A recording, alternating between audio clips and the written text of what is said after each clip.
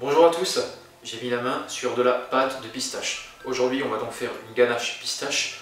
Alors ça, vous en trouvez pas partout, c'est compliqué à trouver en grande surface. Vous pouvez en avoir dans certains magasins spécialisés comme Grand Frais par exemple.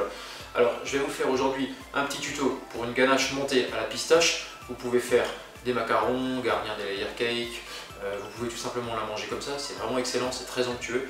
Regardez, suivez-moi, vous pouvez déjà mettre un petit pouce, activer la cloche pour être au courant des nouveautés qui vont arriver. Partagez la vidéo, allez-y, n'hésitez pas à le faire et puis dites-moi en commentaire ce que vous en avez pensé. On y va tout de suite. Alors pour réaliser notre ganache à la pistache, il nous faudra de la crème liquide, une partie que nous allons chauffer, une partie que nous laisserons froide. Il nous faut du chocolat blanc, évidemment de la pâte de pistache et également un petit peu d'arôme d'amande amère, ça c'est optionnel, ça va un petit peu rehausser le goût de votre ganache. Alors vous allez commencer par faire fondre votre chocolat blanc dans une casserole et en même temps vous allez faire chauffer votre crème liquide. On parle bien de crème liquide entière, ne prenez pas de crème allégée, ça ne marchera pas lorsque vous monterez votre ganache. Quand le chocolat est bien fondu, on va ajouter une bonne grosse cuillère à soupe de pâte de pistache dans la préparation. Et on n'oublie pas d'ajouter un petit peu d'arôme d'amande amère, bon c'est optionnel mais moi j'aime bien le faire, ça rehausse vraiment le goût. Et on mélange, je précise, à la maryse, pas au fouet, parce qu'on ne veut pas incorporer d'air. On va ensuite verser en 3 fois cette crème chaude sur le mélange chocolat blanc, pâte de pistache. Alors au début ça va être compliqué, la crème et le chocolat ne s'aiment pas trop, ils vont faire une sorte de pâte.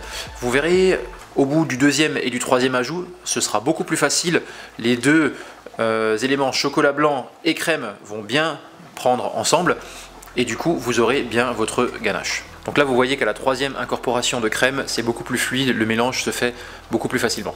Et on va ensuite terminer cette étape en ajoutant la crème liquide froide, cette fois-ci en 2 fois.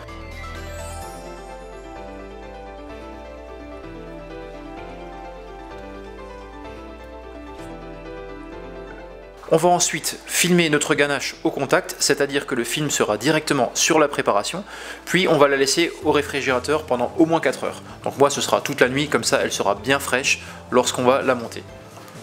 Maintenant qu'on a sorti notre ganache du réfrigérateur, on va la mettre directement dans la cuve de notre robot. Alors petit conseil que je vous donne, vous pouvez mettre directement le fouet et la cuve de votre robot dans le congélateur pour que tout ceci soit bien froid. Pour que votre ganache monte mieux, le but c'est de la faire monter la plus rapidement possible, donc on va tout de suite mettre vitesse maximale.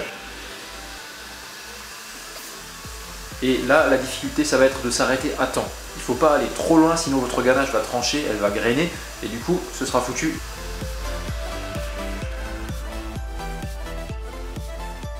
Voilà, là vous avez la bonne consistance, là vous savez que votre ganache est bonne.